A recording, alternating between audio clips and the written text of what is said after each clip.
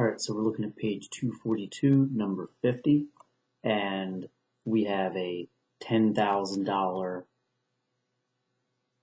bond that earns 3% interest, so that would be 10. If the coupon rate is 3%, then that means times 0.03, which would be $300.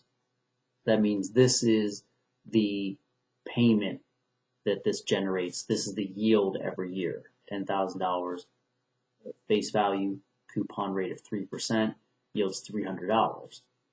Now, if it has a value of $9,500, what's the actual yield? So we would take that 300 divided by 9,500, because 300 divided by 10,000 would be 3%. That's the yield that it originally mentioned. But maybe it's undervalued, because notice now I'm doing $300 divided by a smaller number. Now if we do that, it ends up being 0.03157, and we can stop there. Maybe I'll round the next one. It was an 8 and round it up to a 9. But really, somewhere in here, we might call it 3.2%, something like that.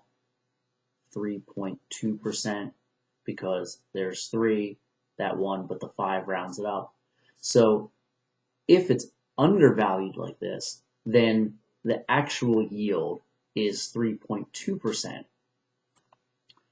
And it would be undervalued because maybe somebody else, or there's enough bonds around that earn about 3.2%. So now this one that only earns 3% is not as valuable. So somebody reducing the price then gives it an actual yield. If you only pay this price, now the yield tends to be 3.2%. Hey, that's a nice yield. Maybe that's in line with the rest of the market, and that's why you would reduce that price.